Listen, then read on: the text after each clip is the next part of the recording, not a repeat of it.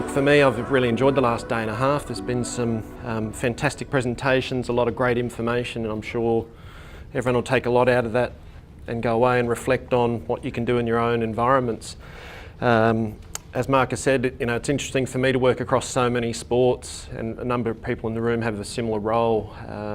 Coming from a sport like tennis, you get really ingrained and right into the nitty-gritty of absolutely everything that you do, and then when you sit across so many, there's also so many commonalities that sit across those.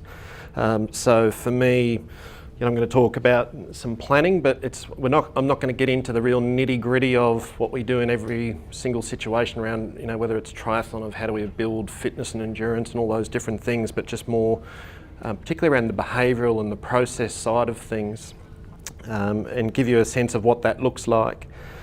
For me, I think internally we, in some areas, do this really well, and in others we don't do it very well at all, and it's something that we need to continue to build on. And I think one of the biggest challenges there is, are we prepared to invest enough time? And what does that time actually look like over the course of a year? And you know, people in here have got different situations, whether it was from an MBA perspective of 15 athletes with up to 5 staff, or 1 to 500 in parts of the Defence Force, or in an institute environment like that, we might have 350 people go through our gym every week with a staff of about 10. So just going to share a few of those things and give you a sense of what we've been doing. So I'm going to start off with a little bit of a story about this, but at times dealing with so many sports, it gets a bit complex. You know, that many sports internally, working with all the different NSOs or national sporting organisations that go with that, or the state sporting organisations, everyone's got different ideas, the AIS within that, and how do we continue to move forward. So everyone's got different expectations, and I guess why this come to me was I was having a chat with one of our staff back in the office, and it was around a particular athlete that we invest about $20,000 into. And that part of that is paying for their coaching, paying for their health care. They work with an independent coach who's an extremely high-level coach, and certain things were happening over and over, and we're sitting there spinning our wheels, not making progress. And it was like, well, what are we doing here? Are we really clear with that athlete and the sport on what are the expectations, and what should we really be trying to aim for? So a mate of mine at work gave me an old bag of coffee before Christmas, and he said, here, enjoy this over the break. And I actually used it as a prop, so it sits on my desk, and I wrote on a sticky note and stuck it onto this bag of coffee as a representation of, when we're talking about this athlete, we're putting at least 20 grand. Now, some of the athletes we support, it might be 50 grand, and for others in the room, it might be hundreds of thousands of dollars, you know, through contracts and things. But for me, it hit home as a reminder of, when we make decisions, if we had $20,000 of cash sitting in the middle of the table, are we prepared to accept less than optimal decisions? Is it okay that this athlete hasn't done their monitoring today? Oh, that's all right, you know, it's tough and not everyone wants to do it. So that was a real challenge. So I've kept it on my table, and I know I get a lot of people going, why do you have a bag of coffee with a little sign on it? But I think it's an important reminder, particularly something that I click to. So at the back end of last year and through this year, it really got me thinking around, how do we continue to move forward? And we've got a lot of really, really bright people that work with us, you know, a whole bunch with PhDs and very experienced in sport. But I kept coming back to, do we have the really simple things absolutely right, and nailing those? And what does that look like? How do we create the right conditions in the training environment to really build athlete engagement so that they understand everything that they're trying to achieve? Because at the end of the day, they're the ones that are going to execute. So what are the processes that we really need to go about to try and facilitate that? As I've got in the top corner there, we've got some really bright people who continue daily to do exceptional work on trying to, you know, push sports science in new directions, and to integrate far more between, say, science and strength and health. So for us, it was a real challenge of, you know, across so many different programs, so many different people and different ideas at a sport level, how do we try and drive some of these things forward? So for me, I started to really reflect a lot more back to, as an organisation, what do we stand for? So these are our 3 core values: smarter, stronger, fairer. We stick them on things like our jumper. But sometimes in organisations, they're just words on a wall. You know, you come in and go, oh, they're cool values, and what do they really mean? And then you try and tell a story about it. It's also challenging sometimes for people who have come into an organisation and haven't had the background as to how we got to those places.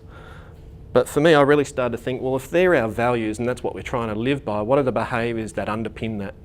Something that's a bit more concrete, that we could really go, well, this is what we need to do to move forward.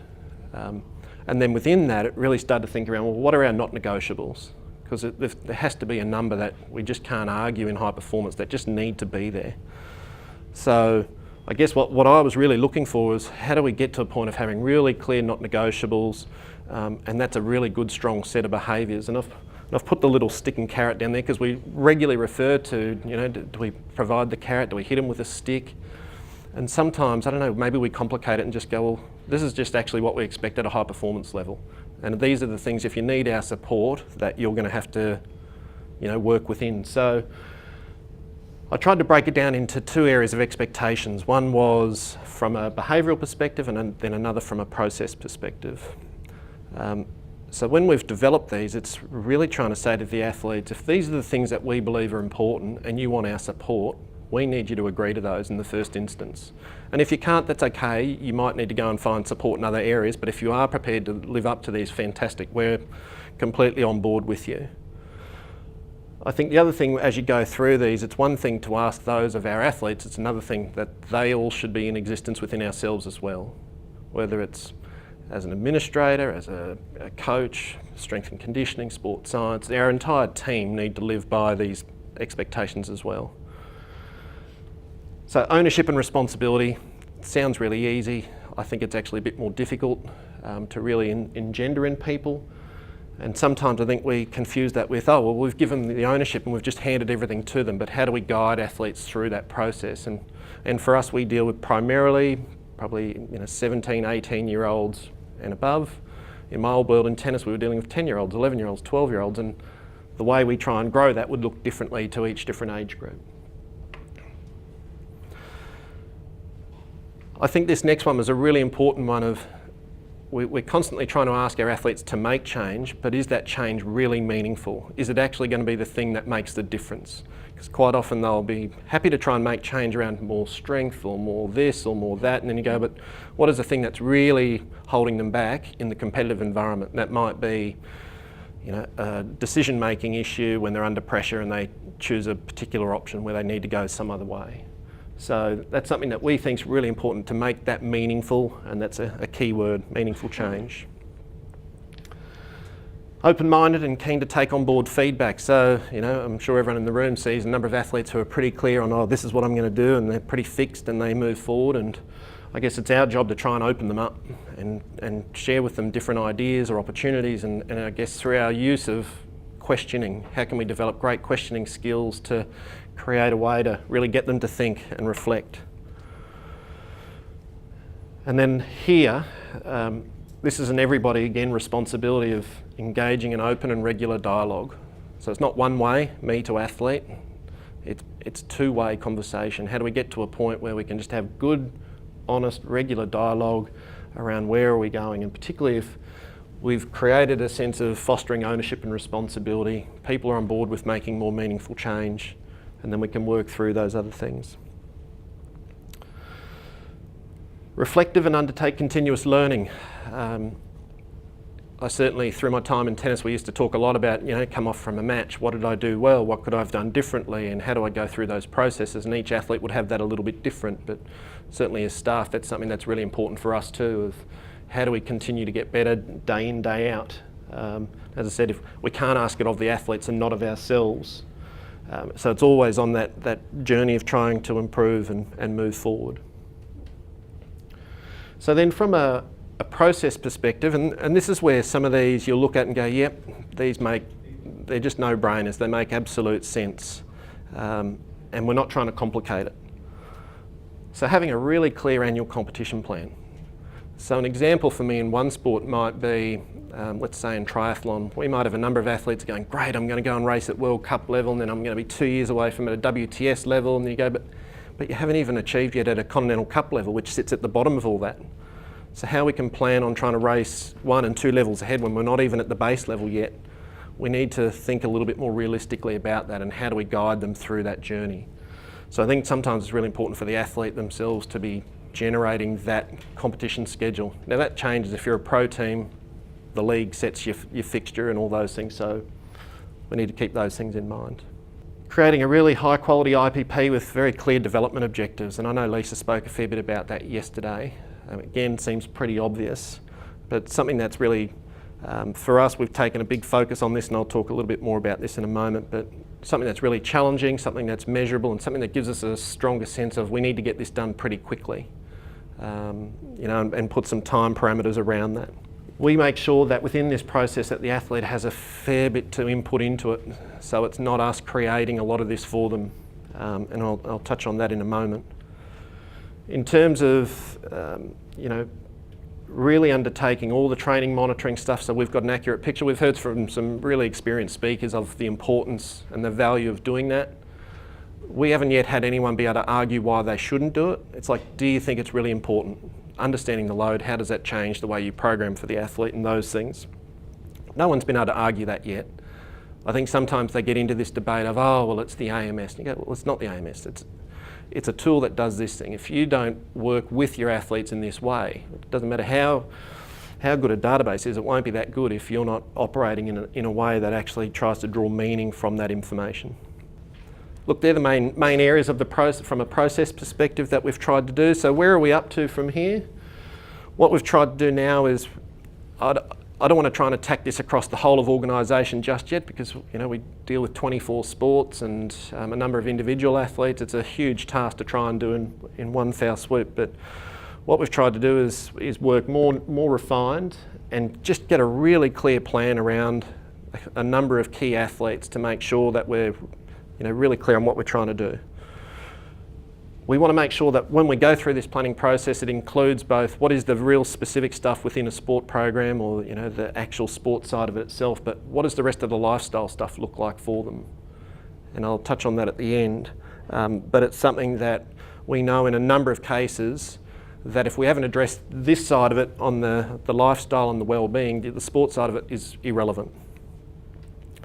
So we've been going pretty hard at this since the back end of last year, and the program that we've been doing it with is particularly triathlon. And this is one of our young Queenslanders, Luke William, who's on his way up, which is really exciting. He's 21, 22 at the moment, starting to break into top 8s in the world on an ongoing basis, which is really good. So we've really tried to undertake it with triathlon, and for us, we've got two major bases in triathlon, one on the Gold Coast and one in Brisbane. So in terms of the way we go through our IPP process for that is, first of all, we say to the athletes, we want you to submit the plan. Now, I heard that come up in a couple of other presentations, which is great. But what we say to this group is, you may not be the expert in doing your plan, but we want you to have your best crack at it. And we got a whole range of different things. We got one particular female athlete who provided the most comprehensive plan I've ever seen from an athlete. It was so detailed, and she knew exactly how she was going to do her sets and reps and skills and all those things. And others were, not quite as advanced but needed some help. But at least we wanted to see them have a good, genuine crack at doing it in the first instance. In terms of the inputs, very similar to what everyone else does. Results, performance analysis, testing, screening, behavioural stuff that we see, their work, their study, every different facet that we can consider within their life and their sport. We then take that information once the athlete's submitted the plan, we get our whole support team together, and it's great to hear a couple of people reference that integrated way of thinking. So it's not sports science thinking about, oh, well, how do I develop a bigger VO2 and strength, how do I develop more strength by myself, but how do those things really complement each other, because sometimes they work completely against each other. So it's a word that I use a lot, and I probably annoy a lot of people back in the office around that integrated thinking.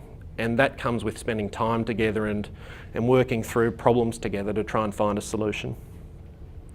A good example for us is we were having a discussion recently around rowing. S&C were talking about, strength on the push, we need more lower body strength. The coach is talking about we need more range at the end of the catch. And then when we talked to the physio, he said, well, the person doesn't have enough range of movement to actually get to end range at the end of the catch. So unless we address these things collectively, we'll never get anywhere. So when they started to think about that together, all of a sudden it was, oh, okay, we've now got a clearer plan to move forward. One of the other really exciting things for us in this space is we've done this really in conjunction with Triathlon Australia. So Keith Flory, who's one of their high performance people, he sits in on every single meeting with us. So it's us and sport working together around each athlete. And what we find is, because we're on the same page, there's less wiggle room for the athlete that they can't play us off against each other. Oh, the QAS said this, they're big and bad, so I'm going to go to TA and see if I can get it through this way. You know, or I'm going to change coach because, you know, they were a bit hard on me with that coach. And it's like, well, we're going to follow the same process regardless of which coach you go to. So that has been a really important factor. So what we then do is, once we've taken the athlete's plan, considered all the different bits of information, we've really negotiated it hard as a team, we've had, you know, the national body involved, we sit down with the athlete in a smaller group. So in this size here with the support team, it might be up to 8 or 9 people. But when we want to sit with the athlete, we don't want that many people around the table. So it might be 3 or 4, a national person, myself perhaps, and maybe a key person that's in that, obviously the coach, number one as well, but then it might be the next most important or person that spends the most amount of time with them, like a key physiologist in Triathlon's case. Within that discussion, one of the really important things we've found is, how do we, A, create an environment where the athlete feels more comfortable? We've been able to challenge them at the same time. And again, as I said earlier, it comes down to our ability to ask better questions and engage them in the conversation, so it's not just us talking to and at the athlete, but talking with them. And so far what we're finding is they've been engaging in that process really well. And as I said at the start, in triathlon's context, that's from an 18-year-old to someone like Katie Kelly, who's a Paralympian gold medalist from Rio. How often do we do this? At the moment we're doing it 4 times a year more formally, and we try and set that through different parts of the season. So the Brisbane group are coming back in the first week of August from overseas. We're going to have our meetings in the second week of August. They then prepare for World Champs. We then have another follow-up meeting in November after we've done a whole bunch of screenings and stuff at the end of that season, and then start preparing for the next season. So sport to sport, we vary it based on just overall calendar and the needs. We then want to try and encourage our team to have ongoing updates through not just in between, not just at those every 3-month meetings or whatever they turn out to be, but whether it's weekly, monthly, whenever they observe that something's really changed, that they can jump in and add some notes and update people's thinking, I guess, of where this person's at.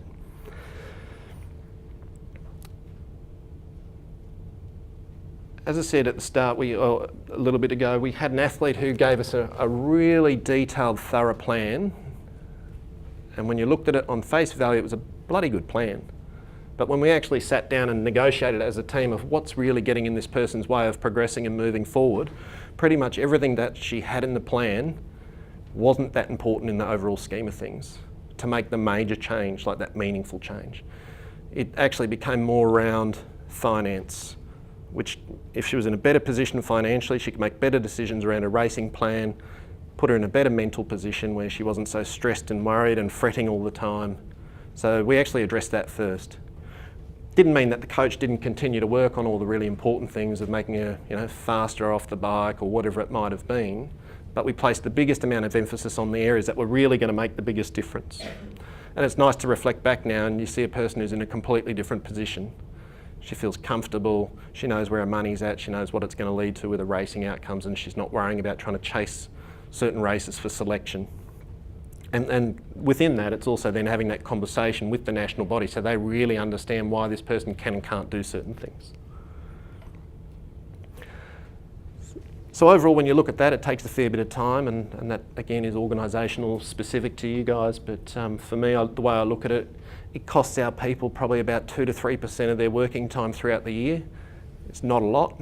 I still get pushback at times of, bloody hell, I've got to sit down for 4 hours and talk about athlete, IPPs and updates. And go, yeah, we are, because it just gives us such good information for you to continue to move forward with.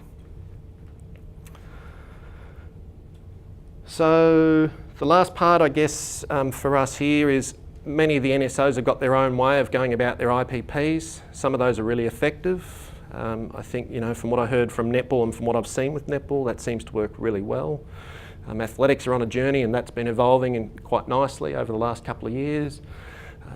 Others have an IPP, don't use them at all. Others have still got it in Excel and doing those things. So for us, what we've tried to do is develop something in the background, and this is in the triathlon case for me. And I just want to give you a sense of, from the processes we're undertaking, how we're doing this in the Smartabase. Some key profile stuff coming through at the top, some dual career related stuff, which we're going to make some small changes to, but where are they working? What's their study look like? We've got another framework that we're going to insert over time around a behavioural framework. But then really, what are our key performance objectives for the year? And then what are our major priorities for that athlete? Within that, we also have an ability to add some commentary. So I've just blanked out some different stuff, but this is how it starts to look when we populate into a form, and I'll show you the forms in a moment itself. But for this particular athlete, making the world champs on the Gold Coast in September is the #1 priority for them. They've got an objective around what that looks like, and we can set, we also really want to know what is their #1 performance objective that they want to reach for the year. Within the key priorities part as well, what we've done is we've tried to break that into 2 parts, and a bit of that was more in line with the building side of it, of high priority, lower priorities, or high priority and other priorities. So maybe if we've got 10 different priorities that this athlete and the team are working on, but we only want them to focus on the top 4, we can separate those out from a building standpoint. So we've got area out of interest, so we can filter by that.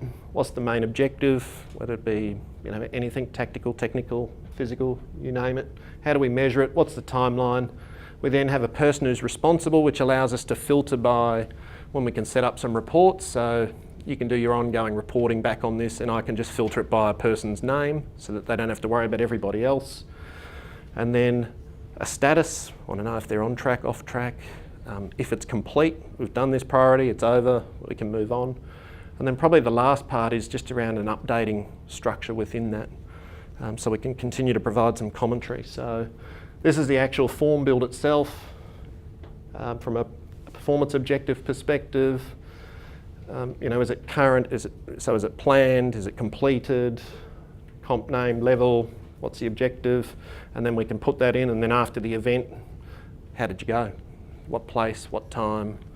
How many events did you participate in? If you're a team sport, it might have been 5. If it's triathlon, it might have been 1. And then this is the priorities form itself of high priority, yes, no. Development area, as I said, those other things. We built a database in with all of our staff that allows them we can type in, who's responsible. And it's mainly who's responsible for reporting on it. And then this last part is just this overall ability to track progress for that one priority. So it's a bit like some of the people that would see through their, maybe the injury record or illness records of being able to, against an injury, have multiple reporting statuses against that. So that's the major part, I guess, I wanted to share with you around the IPP. Now, I just wanted to talk to you around what we're doing off the, away from the actual sporting side of it, in more of the lifestyle side of it. We felt internally that we weren't targeted enough with what we delivered. As I said, we work with national sports, AIS, national direction, yes, no. We would run workshops, they'd be really good workshops, but they weren't necessarily really targeted to what each individual needs. It would be, who wants to do a social media masterclass, and 35 people would put up their hand out of a range of whatever number. But is that really what the needs were for those people? So we went about a planning process that meant we wanted to ask ourselves 3 questions. So how do we want the athletes to turn up in life, training and competition? So as a team, we had about 10 people, including my boss, and we just sat around and brainstormed, and we wrote down hundreds and hundreds of post-it notes. We want them to turn up in competition with the ability to adapt. If it rains, that they go, it's okay. I'm not going to fret because it's raining. If it's this, if it's that. And we worked through that, and then what we did was try and moderate that down through a design process to go, well, what are the really big key things that came out of that? And we ended up with 5 major themes, and then I think it's about 25 questions that sit within all of those themes that help now direct the way we go about questioning what are the needs. But sometimes even before, once we created that framework, we also need to just make sure that the really basic things were right. Does this person have a good living situation, or are they moving from house to house because they can't afford rent? Mum and dad don't live in Brisbane, they live somewhere else. They're staying with a mate for a month and they're somewhere else for a couple of months. So what does that look like? What's their food look like on a day-to-day basis of doing a dietary assessment? Transport, do they own their own car? Are they busing it, training it? Is their car about to break down every second day? And then financially, do they have enough in place to be able to live day to day without, as I said with the other example before, of creating so much emotional stress around, geez, I don't know if I'm going to be able to race today or do that, or avoid going to the physio. So our 5 major areas that we got to were thriving, learning and growth, it sits here somewhere, professional behaviours, community, and then personal brand. So within that, for thriving, we're looking at what sort of support networks do you have around you? Family, friends, like people that you can rely on, and you've got wider than just your rowing squad or triathlon group, which is pretty small sometimes. How good are you at embracing stress and adversity? What do you do with your downtime? So when you're not at training and you've got a fair chunk of the day to fill, is it university or is it at home just mulling over stuff or whatever it might be? From a learning and growth perspective, career direction, leadership interests, finance, beyond just the general living stuff. But do you know how to do your tax returns properly, pay your bills effectively, and those different things. Professional behaviours, we looked at. We have a huge amount of services on offer at something like our organisation. Do the athletes truly know how to maximise what's on offer to them? Sometimes they do, sometimes they don't. That willingness to really engage in that feedback process. And then a couple of things that we do, and this is a little bit cheeky I think sometimes, is we check in with the athlete regularly around, are you clear on your IPP priorities? Or are you really clear around are you getting your athlete monitoring done? And that one there we certainly will check in advance if they have or not, so that they can't tell us stories. But around the IPP side of it is, if the athlete comes back with no, I'm not really clear, then we've got to have a look at ourselves on our process. Have we made it that overt to the athlete as to where they're at and what they're doing? So from there, once we've developed that questionnaire and we're in the final stages of putting that together, it's going to be a self-assessment process. The athlete will do it first at home. They'll then come and meet with our advisor and work through each question to try and get the clearest picture as to where they're at. That then allows us to establish what are the recommendations we need to make for that person, so we can be far more targeted in our workshop delivery of, right, this person actually does need a social media course because they've got interest in trying to develop their own brand, or finance, they're coming into a position where they're starting to make money through competition. So if they don't have a manager, how can we help guide them around managing their money more effectively? And that might be just connecting them with someone that might be running a workshop. All of those priorities will feed into the IPP, or the major ones will.